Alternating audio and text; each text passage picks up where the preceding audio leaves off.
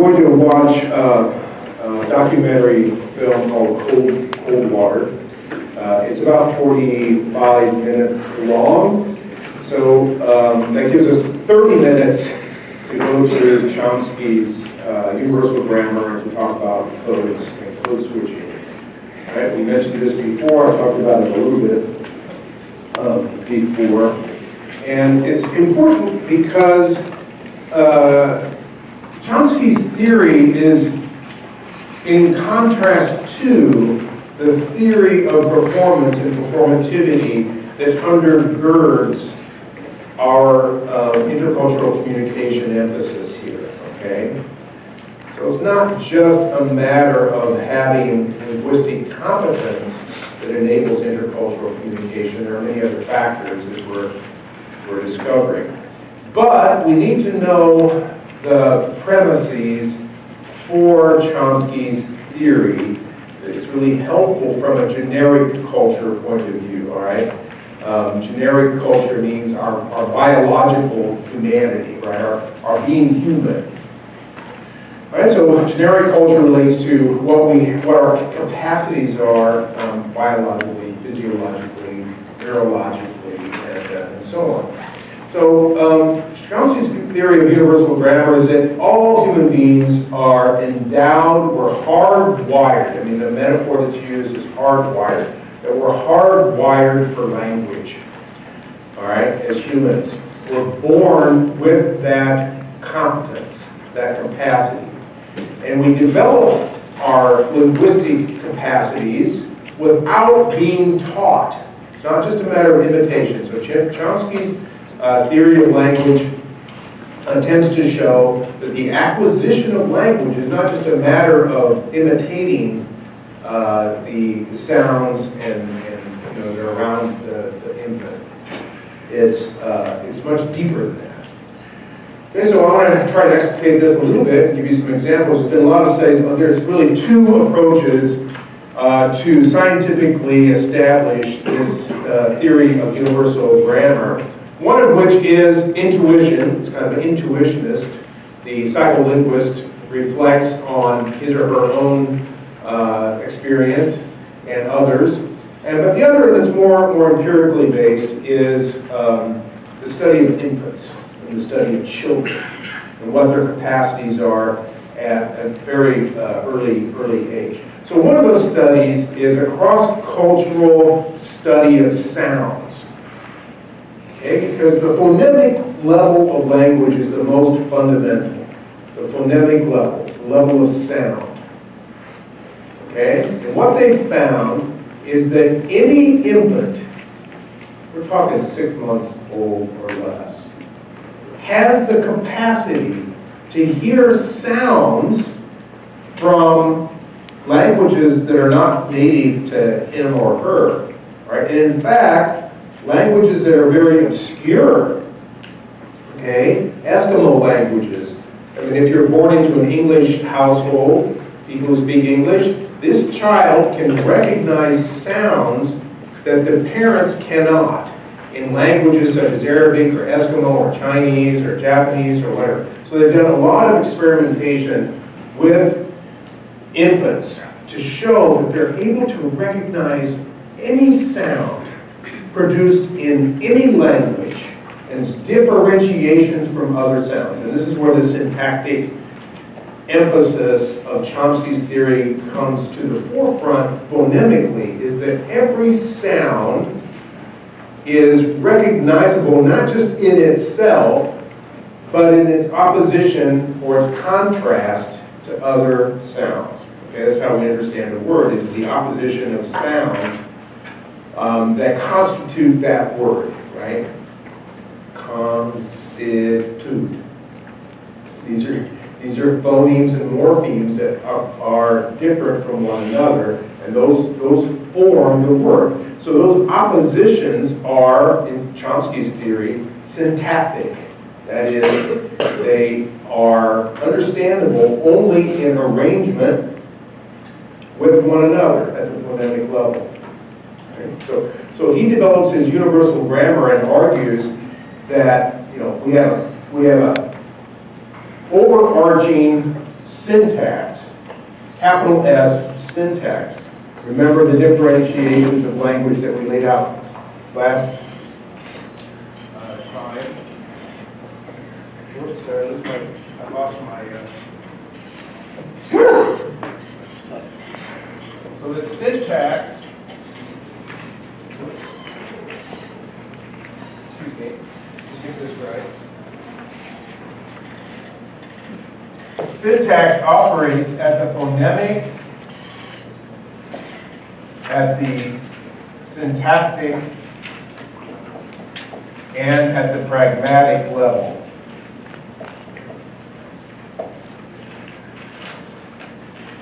Okay?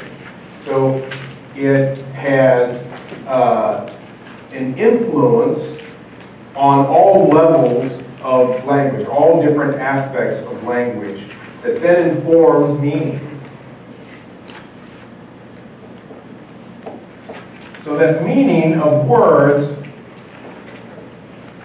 makes sense only through the oppositions that take place in our differences in sounds, differences in the structure of words in a sentence, and in their use. So for Chomsky, performance is not fundamental. It's not primordial. What's primordial are these kinds of oppositions between sounds and forms of language grammatically. Okay, so we're gonna, one of the main concepts here is the idea of deep structure. Okay, so for Chomsky, deep structure is what every person from infancy is endowed with in terms of language. He's gotten to a point where he wants to say that there's a location biologically for this in the brain. And so he argues that our universal grammatical disposition is evident in the way we are able to exploit its deep structure to do all kinds of things with and through language. Competent speakers of language can perform these operations. Okay, so we're going to go through each of these quickly. We can recognize non-syntactic ambiguities and assign readings to each pole. The entire construction will be supported by the bank. Okay, so there's an ambiguity there. The bank, what's the bank refer to? Two possible readings, right? What are they? A bank. Money bank. Money bank, and what else? A river bank, right. So the bank of the river. So a competent speaker can recognize that there's ambiguity here and choose the correct one. One of the studies that they've done with kids is show them, we're talking like with 2 and 3-year-olds at this point, they show them a little cartoon film of a boy who falls out of a tree. Okay? And he goes home, he's crying, his mother takes care of him, he's got a big, scratch on his knee or whatever. And the mother said, and so she puts him in the I don't know, gives him a bath or whatever, and asks, where did you hurt yourself? Where did you hurt yourself? And he says, what? And they ask the kids, where did he hurt himself? And they'll say, he hurt himself by the tree. No, where did he hurt himself? Oh, he hurt himself on his knee. So they're able to understand at a very young age, without being taught, that there's ambiguities in language, and they can differentiate between possible meanings. They both could be correct. Okay? So this is one of the ideas here of deep structure, that we acquire this capacity, this competency, without being taught. That's one of the ways in which deep structure works. We also can paraphrase sentences to create other ones whose meanings are roughly the same. Kids do this all the time. 3-year-olds are, of course, the most fascinating creatures on the planet, right? Anybody have a 3-year-old? You remember being 3 years old. So 3-year-olds are amazing because they're just, they're bursting with language. And they're using language to try to understand language and exploring all the time, right? So a lot of Chomsky's proteges have done experimental studies with 3-year-olds to help demonstrate that they can recognize ambiguities, they can paraphrase, they can recognize poetic expressions without being taught. This is the key for them. That they've acquired this capacity through the fact that they have a universal capacity for language. Okay, so these are the different aspects of being able to recognize how deep structure operates, recognizing anomalies, poetic expressions, vernacular, exploiting syntactic structure to sort out ambiguities, and to recognize equivalence and difference in meaning, even when surface form provides no clue. Okay, so then the examples that they give, visiting relatives are quite nice, which is different from visiting relatives is quite nice. Okay, so again, the point is that the kids can figure this out in their native tongue without being taught. All right, now, I'm going to go through this. This is not going to be on the test, so you don't have to worry about this too much, but just to give you some idea of what Chomsky's argument is here, is that there's a deep mental reality that underlies all verbal performance, properties common to all languages, universal features upon which all individual languages are based, more basic than thought itself. This is the competency, the capacity for language that humans have in ways that animals don't. Although there's been a lot of research, interesting research on animals and their ability to learn, right? Not just chimpanzees, but crows, birds, various other kinds of animals who can even use tools. But in any case, Chomsky's not really interested in that. Then there's rewrite rules. This is the creative aspect. Long is the language system, provides the means for experimentation, different combinatory rules. Syntax is the core of language and creates potential. So as children experiment and play with language, they are always working within given syntactical structures. Okay, always working within given syntactical structures, and they'll play with those. And you'll see this, it's very interesting in bilingual kids. Kids who are growing up in a household that uses 2 or 3 different languages, they'll play back and forth between the different syntaxes. They'll use different syntax based upon what the language is, and they'll mess it up, and they'll insert words from one language in the structure of another language. I witnessed this with my own kids. By the time they were 4 or 5, the point at which they began to recognize the differences between French and Arabic, for example. At that point, they just thought it was all Arabic, but actually there was a lot of French in there too. So they were starting to sort out the semantic aspects, but they were still using kind of an Arabic language syntax. I mean, when they were not speaking English, of course, English is their native tongue. Okay, so then there's base phrase markers. The deep structures drive the semantic component, and this is, again, the largely unconscious ability to recognize sentences as grammatical or ungrammatical. Utterances are acceptable to the extent that they manifest a deep structure, the ability to recognize more than one possible meaning in a single utterance, which we just talked about, and there's various transformations, which we talked about also, the ability to paraphrase, to restate, to play with language in different ways, to recognize ambiguity, and so on. The surface structure is the actual sentence uttered, and then the phonological component and form. Right, so all of my ability to even talk to you like this operates according to Chomsky and his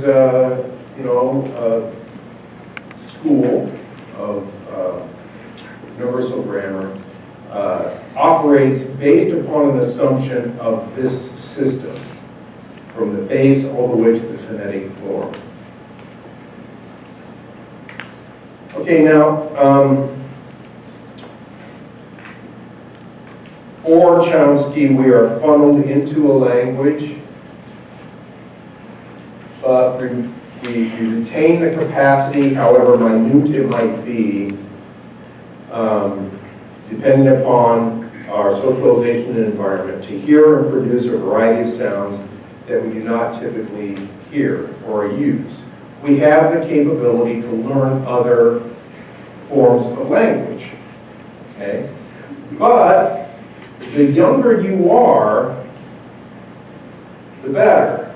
The younger you are, and when you have access, you are able to have access to the wide variety of sounds from many different languages, or 2 or 3 different languages.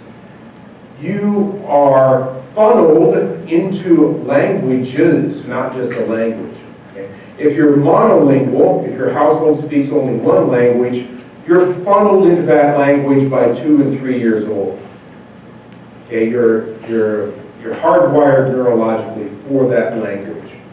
But at a young age, if there are 2 or 3 languages operating within your household, in primary socialization especially, then your mind, your brain remains open to different languages that are related to it, to those sounds. So you're not funneled into a single language, your brain remains open, so to speak. And you have a greater capacity to learn new languages as you grow older. All right, now, Chomsky makes a distinction between competence and performance. And this is where we're going to start to take issue with some of his ideas. Because his assumptions with regard to this are that performance, which includes history, social, environmental conditions in which you're born into and raised, and so on, play no part in one's competence, in one's linguistic competence. Okay? And I take issue with that, as do many folks in my discipline. Here's the difference between competence and performance from a Chomskyan point of view. You can see here. All right? In competence, the focus is on the language system, of language as potential. That we have a potential for languaging because we are human. Competence is deeper and more significant than performance. It has a logic to it, right? That we can discern, that we can figure out how it functions syntactically. They use an ideal speaker. It's a matter of intuition that drives the theory, okay? They're not interested in a concrete person in everyday life so much as the ideal speaker in some experimental context. So it's an abstraction from actual speech. That is, the deep structure can be discerned, abstracted from actual experimental evidence. The domain is psychology, and the community is a homogeneous group. So there's an assumption that the community within which the ideal speaker is operating is a homogeneous community. Everybody speaks and understands the same language. Whereas on the performance side, we're interested in speech in everyday life as it's enacted between and among different people. All right? Its language is actual. It's influenced by situational factors. There's a dimension of rhetoric involved because we're always influencing each other. Okay? We're looking at actual speakers, concrete expressions, the domain is communication, and there's a recognition of heterogeneous groups that are involved in the languaging process. All right, so to be able to communicate across cultures, one needs to draw upon one's capacity for language and experiment with that other language, but you don't do it just naturally. You do it in interaction with other people. It's not just a matter of memorization and recognition of different grammatical forms. It also involves actual communication. So yeah. You're saying performance goes beyond the memorization versus the other part is like more memorization. Yeah, performance, I mean, if you're trying to communicate with someone from a different language, from a different speech community, all right, and you learn some of that language, you certainly draw upon your memory in order to engage in that interaction, but you're going to make mistakes, right? Yeah. And you only become competent, this is the important point, you only become competent in that other language through performance and through trial and error. Does that make sense? So like that's why like in Spanish class, you should probably be speaking in Spanish. What now? Say it again. That's why in Spanish class you could probably do better if you spoke some, like to the. No, you have to speak. Yeah, you have to speak. You have to be engaged. You know, and that's how you learn. And you make silly mistakes, either because you misunderstand the context or the words sound very similar. I'll give you two kind of funny examples from my attempt to learn Japanese. This is like my first months in Japan. I went into a noodle shop. I got an apartment. I lived about an hour in Tokyo, in Chiba Prefecture, in a little, not little, but small town. And I was hungry, so it's my first attempt by myself to go into a noodle shop and order food with the Japanese that I had managed to learn at that point, which was not that much. And there was, everybody was sitting, it's like one long counter with stools all along, and one guy behind the counter fixing, soups, noodle soups. Miso ramen became my favorite soup. Okay, so I'm listening to other guys, there were all men in there, and I was listening to them order, right? And they would say things that I thought were this. And this is what I said. Watashi wa miso ramen desu. And everybody in the place broke out laughing. Why, you're laughing. You don't understand Japanese? You know what it means? What I just said? I just announced to the entire room that I was a miso ramen noodle. I am a soybean noodle. Like now, standing up, right? Everybody, cracked up. Because instead of watashi, it was hoshi. They were saying hoshi. Hoshi miso ramen. And I thought I heard watashi. But it was hoshi. Hoshi is want. I desire. Miso ramen, right? And no desu. Desu is the copula. It's just hoshi miso ramen. But I wanted to make a grammatically correct sentence and announce that I was a soybean noodle. Okay, so I learned, and this guy, that endeared me to the guy who owned the shop, right? I mean, that was my place to go every time, And I'd come in, I started getting free food there, after a while. Experimentation, you learn. And you make embarrassing mistakes like that, but you learn. I mean, I never made that mistake again. So, this is the point, kind of the criticism that we're trying to get at with regard to performance and competence is that in intercultural context, it's not just that you have this innate capacity for language, that you're hardwired for it. Okay, fine, we're humans, we're hardwired for language, but that doesn't teach us how to become competent in another language. This is the problem. Plus, there are deeper issues involved. And as you see at the bottom here, the completely homogeneous speech community does not exist in reality. It's an idealization of a particular set of linguistic practices which have emerged historically and have certain social conditions of existence.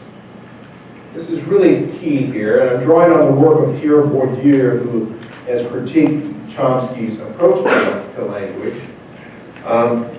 So, this is all in the notes. You can find this uploaded to the website, along with notes on code switching.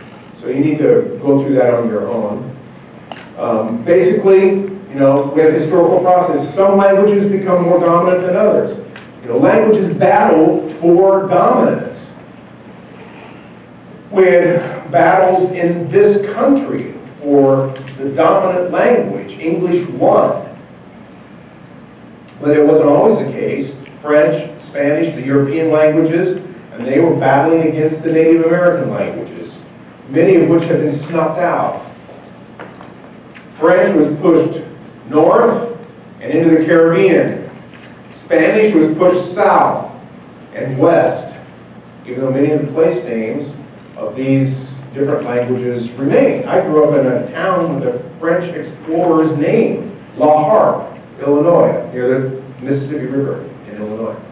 So the names of people, names of places, names of rivers, names of mountain ranges, names of things perhaps remain, but the actual use of the language has been dominated by the dominant language, which is English.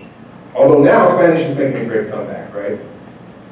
We have choices in Spanish everywhere we go, in banks, educational institutions, businesses, and so on.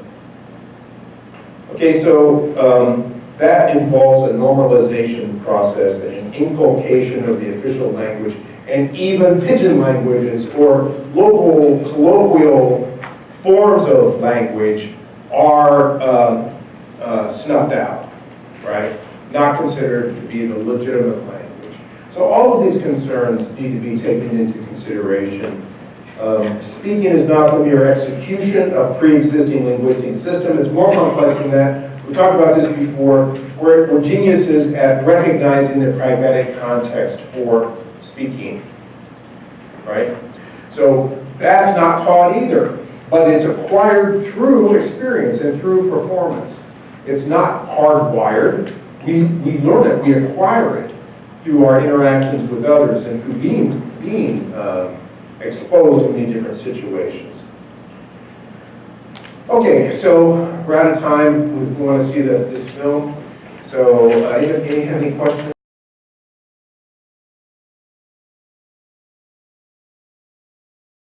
3 years in Japan. So I came back. I was in Portland, Oregon, and I went to a Walmart or somewhere, and went to the. I was checking out. I guess I was asking for something at a customer services. And the woman spoke so fast, I couldn't understand what she said.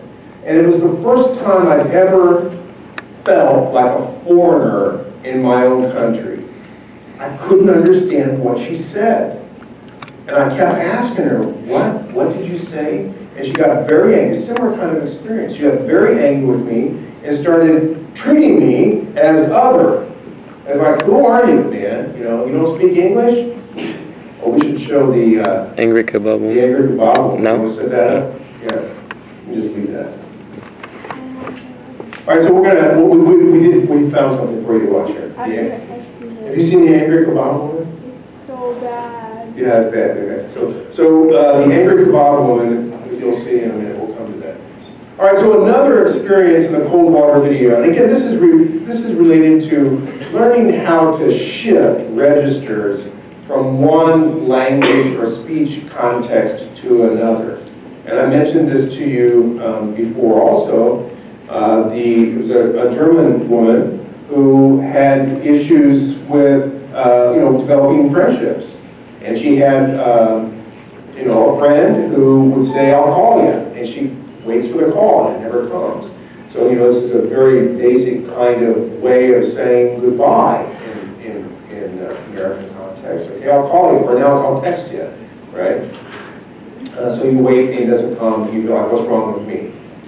The same woman talked about how she was renting an apartment, and the guy who she was renting from said, "Oh, well, we don't really rent from internationals. We don't rent to international students because they're so dirty." She got very upset. She said, dirty? What are you talking about? You know, do I look dirty to you? So having to negotiate, you know, that process is a real struggle for international students.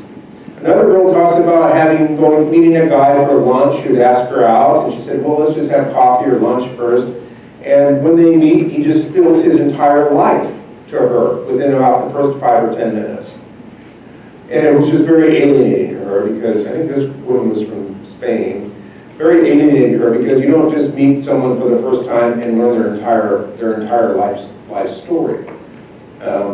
So her perspective was that... this country either. What? You don't do that in No. this country either. Her perspective was, though, and this was a common theme, that Americans tend to give you a lot of information about themselves, but if you're not part of their group or their family or, you know, friends, then they kind of keep you at arm's length. So it was very difficult for the international students to develop friendships, and this was a major issue. Are we ready? Okay, this is an irate customer at a kebab shop. Watch this. You know what? Like, I'm really glad you two talk to each other, whatever language it is that you're speaking, but it's really rude. And if you want to be polite to the customer, okay? If you want to be polite to the customer, then you speak English to the customer in America, okay? My kids don't eat green things. They eat red peppers. You calm down. Okay, usually you make with green pepper. I ordered it with red pepper. What are you gonna do about it? Okay, well how long is it gonna take? 15 minutes. I don't have 15 minutes for you not to know English, not to get it right the first time. You get it right the first time. Customer is always right. That's how it works here. Now I don't have time for this. I don't have time for 15 minutes of you two being rude, talking about whatever it is you're talking about, and whatever language it is that you're speaking, okay? This is America, and you get it right the first time. You get it right the first time. Get it right the first time. Get it right the first time, okay?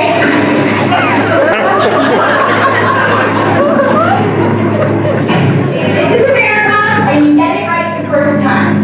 You get it right the first time. Get it right the first time.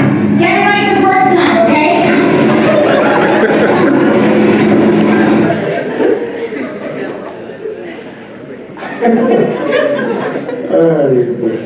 Have you ever seen anything like that? Huh? You have? People being real aggressive towards internet. Have any of you acted like that, or been? Yeah. Oh, no, I witnessed that. I can't hear this right. I witnessed that in Chicago, where a woman was ready to fight someone over an order of like $1 nachos. Oh, really? What? Because of language? Yes. Because she didn't understand the order, or? Yes. They didn't understand what she was saying 100%. She was ready to hop the counter and fight. This is a customer. Yes. Yeah. Nice and loud, please. At a nail salon, yeah. So tell us about the nail salon. Like if you mess up, like sometimes like Yeah, I'm listening. I'm gonna get out the other microphone. and then like no offense, but like they speak to each other and then you Yeah. are you talking what you saying? You know, like you're talking about me and then So you think that they're talking about you? well they do. They do? How do you know? Because they do, they got smart mouth, like They got a smart mouth? What do you think they're saying about you? I think it's I don't know. Like that never happened to me, but like I witnessed. This is very common complaint. I've heard this a lot from women who go to have their manicure, right? We're talking about having to get a manicure. And how many of you feel alienated by the manicurist because they're speaking what? Chinese, Korean, Asian language? Huh? And they're laughing. Yeah, and it's got to be about you, right? Yeah, of course, because, I mean, you have these really gnarly fingers. So, yeah. I feel like we do the same thing as well, though, like when we see people like speaking another language, like I'm from a Spanish family and my grandparents, they understand English, they just haven't been around enough to like know how to structure sentences and conversations properly, Okay, all right. so they can't speak it back. So Right. like I'll be explaining something to them, and then you'll hear the people they'll like whisper to the little friend on the other side of the phone, "Oh my God, they need the little girl to teach them how to speak English." Like, and I would just look at them like, "Something bothering you? Yeah, Like, this is my family. You want to say Yeah. hi?" yeah. So how they respond? They'll just go like, "These people are stupid. Promise me you'll be smarter than those people." They say that, actually? And that's what they'll say in Spanish. Oh, really? Oh, your grandparents will say that. Sometimes Yeah. I'll translate, and I'm like, "She just called you stupid, but Oh, you that's can't nice, understand it, so I guess it's true." Uh-huh. Oh, boy. Okay, so, any other examples? Yeah. I had a friend from France, like, visiting me, like, here 2 summers ago, I think. And she would, like, talk about the people I was with to me in French because she knew I understood her. And then I, like, told her the one night, I was like, you can't do that. Like, just because I understand doesn't mean. And, like, her mom was like, we want her to go visit you to learn English. I'm like, she's not doing that. All she does is, like, talk to me about the people around me. And I'm In like, French, that's not right. so they can't understand. Right.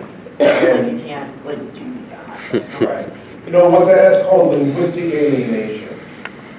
When you shift languages and talk about the people that are in front of you and you're talking in your native language, someone else who understands your native language, and the other person who doesn't understand you, that's called linguistic alienation. And linguistic alienation can really lead to, culture shock situation, crisis situations in culture shock, if that is a continual process. So that is a problem. But also people who are insecure in the language that they're in revert back to their native language in order to try to come to terms with what's going on. So it's not unusual for It that. wasn't just that, like, she was speaking French, I guess, but, like, I feel like with all my friends that I've known since I was, like, little, and she'd be like, oh, that girl's really annoying, and I'm like, what? I'm like, that's, like, my best friend. You can't, just because you speak another language doesn't mean it's okay, like, for you to say that. And it was really upsetting because I knew she knew those words in English. And she was, like, purposely doing it. Okay. It was, yeah. Sounds like you had a lot of fun. And she's your cousin? No, she's just one of my friends. I was, like, she introduced me to each other. Oh, okay. All right. Yeah. Alright, so like when I'm home with like my sister and like my mom, they always do like once a month to get their nails done or whatever. So one time my sister was like with a friend or whatever, so my mom was looking by herself. She goes, "Hey, how about you come with me?" I was like, "Oh Jesus." So I went. I wasn't gonna get anything done. She goes, one of the ladies, like it was an Asian lady. She goes, "Oh yeah, come on, be fun, be fun." I was like, "All right, whatever." So I Who's that manager? It was one with the foot, whatever that was. You got a So I'm sitting there. Can we take a look? Football is not that good. Anyways, so We need to know. yeah, probably when I get home. I'm going home this weekend. All right. So I'm sitting there and they're talking to each other and like my mom's like, "Why don't you sit down?" Like, you don't think this is weird that they're just talking? Like, I don't think they're talking about us. She goes, "No, they just do this all the time." And they go, "Oh, I do good." I'm like, "I'm sure." I just think that he was saying, wouldn't that be kind of like a code switch? Because when you are presenting, like when I was in Panama, I would talk English to the people that were there, but like they knew when they were with me to talk in English. So wouldn't that, like, isn't that a part of code switching? That you would be alienating somebody? Even like, I'm just saying, like with Americans, we do that when we code switch. All right, so let's be clear on what code switching is. All right, so code switching, linguistically, code switching is when you shift into another language, right? You're speaking one language, there's different ways to look at this. One is, you're speaking a language, like I'm speaking in English right now, and then I'll start dropping in Japanese terms, right? In the structure of the English language that I'm using, or Arabic terms, okay? Or I'm speaking Arabic, and then dropping in French terms. So this is the kind of code switching you see in Morocco often, is that they'll be speaking Arabic, but they'll find a French term that is more appropriate for what they want to express. So they'll sprinkle their Arabic with French.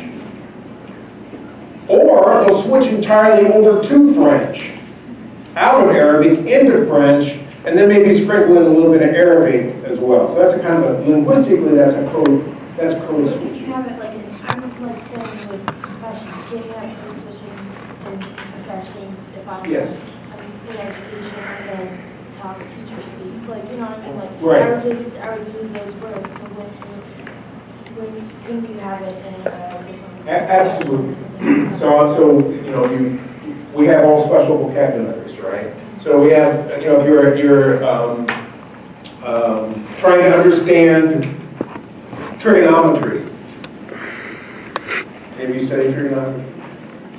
Okay, so my daughter's now getting tutoring in trigonometry, and so how does she learn it? Well, in English, right? So you have to code. She had to get a code that was enabled her to achieve the math.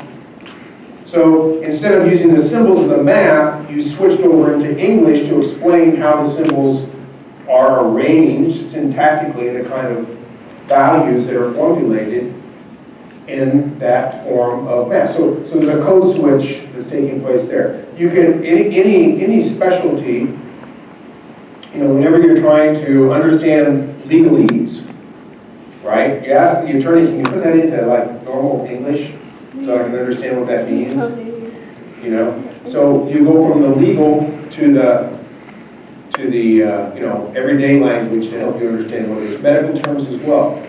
You code switch by explaining them in a more elaborate way. All right. So we have codes that are restricted codes within our professions.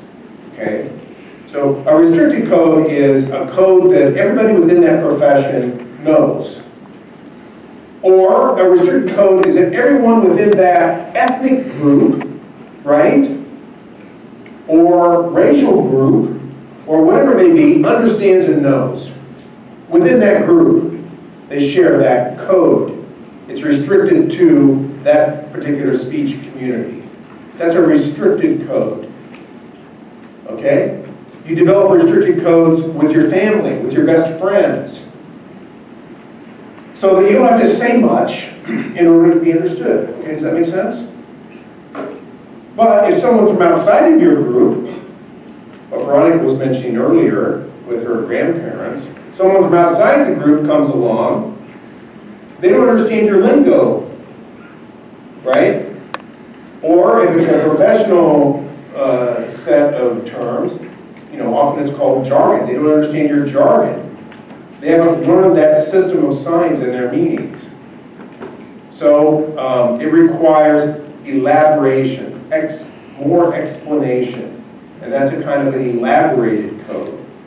Whenever you find yourself having to explain a lot to people who don't understand what you're talking about, you shift into an elaborated code.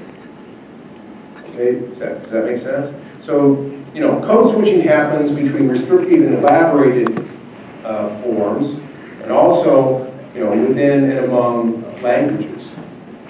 When you're learning another language and you're trying to communicate with someone from that other language, what tends to happen is a kind of a hybridization process.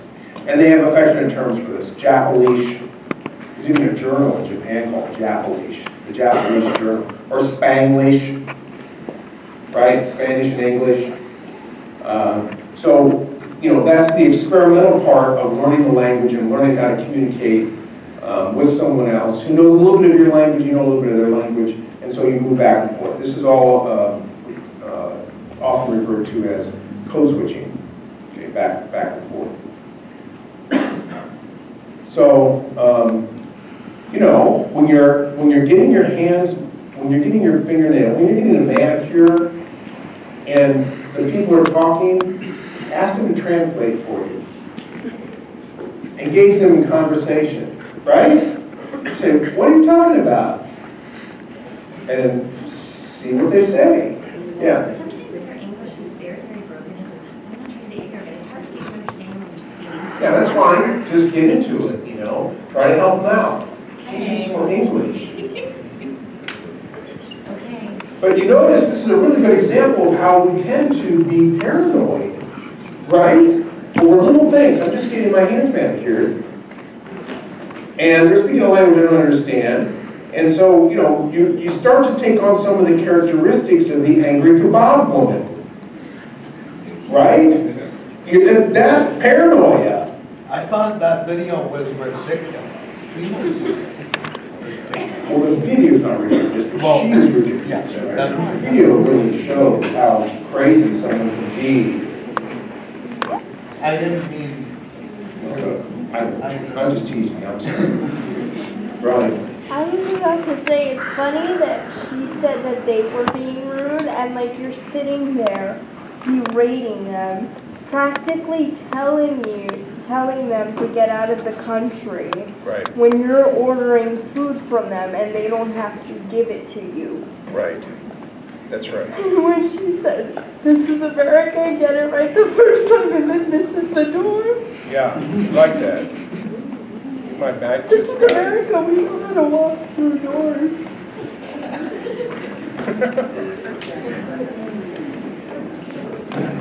Okay, so these are all examples of code switching. And let's see, what else? With regard to the film, let me think of a couple other examples from the film. The cold water film, you might try to look this up yourself. We'll report this to the library that it doesn't work. But one of the main issues is that it's a real critique of American reception of foreign students. That's what it's a critique of. Right? So, you know, after you watch it, and if you're an American citizen, you feel a little defensive because there is this stereotype about Americans that may be not a stereotype, that they're not really receptive to other languages and people from other cultures, and it's a struggle that they don't want to engage in when they meet someone who has trouble speaking English fluently. So many international students, especially other foreign nationals as well, feel as though they are stereotyped and marginalized and experience a lot of linguistic alienation in their attempts to become friends with American students. So this is really the kind of the thrust of the video. There's some critique about Americans not knowing geography, like where places are. There was one person who thought that, you know, what was it? That Africa was not a continent, that it was like a country. What? Oh, or that, I mean, when this film was made, the country Zaire existed. It's no longer Zaire. It's the Republic of Congo. But Zaire is one of the largest countries in Africa, and of course, no American that he met knew anything about Zaire. Where's that? You know, is that in Asia? Where is it? So there's a feeling by many international students that Americans have no interest, not just in them, but in where they're from, or what's going on in the world, and so on and so forth. What do you think of that?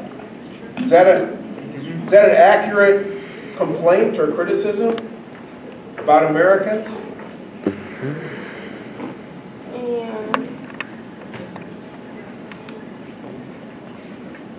Yeah. I would say it's a little bit generalized. It's overgeneralized. I think some people, of course, might care where somebody's from, what they're about, obviously, so it's back asking. I still can't hear you, can you? If someone is asking about where a person is from or what they're like, of course they care enough to learn about it, but of course some people won't care at all. I mean, if someone's asking something, at least they're. Okay, all right, so certainly it's not going to be applicable to every situation, every person. There are going to be some people who are more receptive than others, depending upon the situation, right? Circumstance and so on, yeah. I also feel like it has to do with like the new education system that we're adopting also, because we're like my dad from, for example, like they advanced education so much over there in Spain where they have so many options for you to take a foreign language. Like there are kids in Spain learning English, French, and German, and it's all mandatory because they want to expand their horizons. And now we don't even have to take a foreign language anymore if we don't want to. And I find it ironic since we're such a melting pot and we claim to be so open, yet we don't even teach kids a second language anymore in schools. I think it also has to do How many of you with learned a second language in high school or middle school? So look, most people. I don't know, learned is But it's not. Okay, how many of you took a course? Elementary school, middle school, high school, look, most everybody. How many of you feel like you became pretty good at the language that you studied? Okay, about less than half of those. How many of you became fluent in the language that they studied? Well, we have the two German ladies up front who became fluent in English, right? What else? Spanish? A little bit?